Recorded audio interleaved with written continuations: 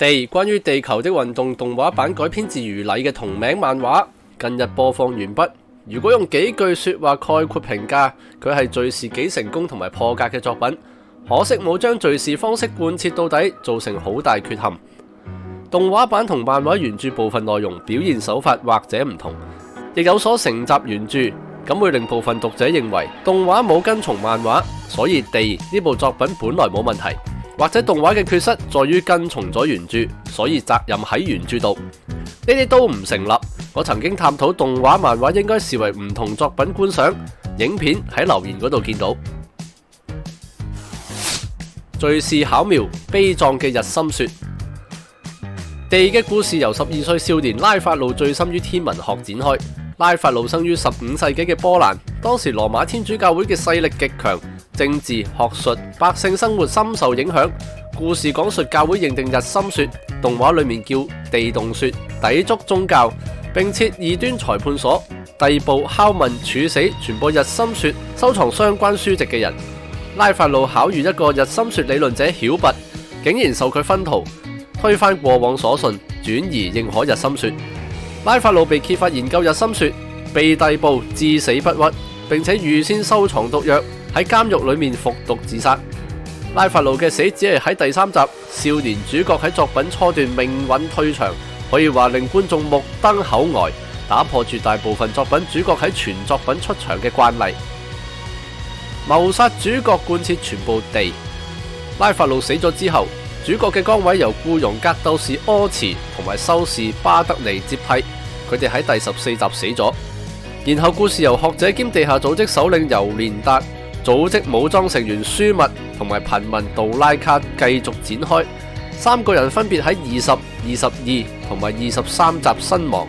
最後部分係第24同25集，主角係歷史上真實存在嘅艾拔布魯石夫斯基。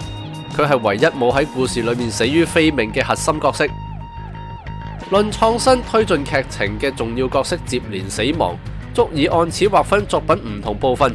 相信睇任何再睇嘅作品都屬罕見。論敘述表現，呢種主角個個冧低嘅敘事，巧妙在於佢同主題緊扣一齊。關於地嘅主題可以有唔同解讀，其中故事結構同情節顯著呈現嘅有2點。第一，日心說由眾多先賢努力之下點滴累積而成，其中包括至死不渝嘅堅持。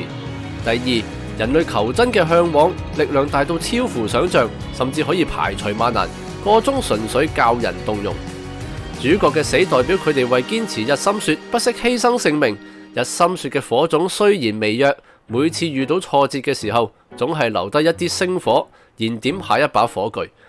下一批人多數唔了解上一批人探尋日心說嘅歷程，但係就喺靈光一閃，洞察日心說或者成立嘅一剎那，好似喺夜空發現明亮嘅孤星，就孜孜不倦挖掘落去，不能自已。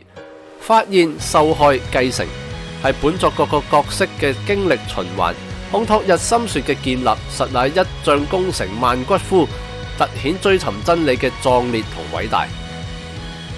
日心說成為人類共同嘅偉業，並唔單由主角撐起，配角都起重要作用。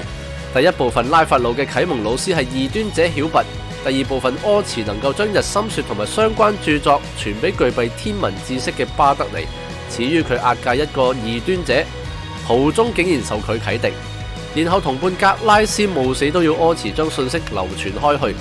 同一部分尾段，尤連達被打成異端，異端審判官西蒙敢於抗命，偷偷釋放佢，此後亦被處死。第3部分，尤連達、舒密、杜拉卡固然步入墳墓，同時異端解放戰線多名成員眾志成城，壯烈犧牲。喺劇中呢類過場人物上演時間短，好一批甚至連姓名都未經交代。但係如果唔係佢哋，日心說嘅故事就中道而廢。一方面既顯示日心說由有名之士同無名英雄嘅屍骨堆疊而起，另一方面呈現佢哋為信念奮鬥嘅不屈意志、高潔靈魂。可以話，如果唔係以眾人逐一喪命推進劇情，表達上述主旨嘅力度不足。敘事同主題緊扣，正係地做得出色嘅地方。九尾續貂，言說浪費劇本。如果以相同嘅敘事手法穩妥講完故事，地會係近年罕見嘅佳作。可惜喺第3部分中段開始，敘述能力走下坡，到最後達到不忍卒睹嘅地步。劇裏面多次加入長篇對白，意圖引領角色思想行為上嘅轉變，推進劇情。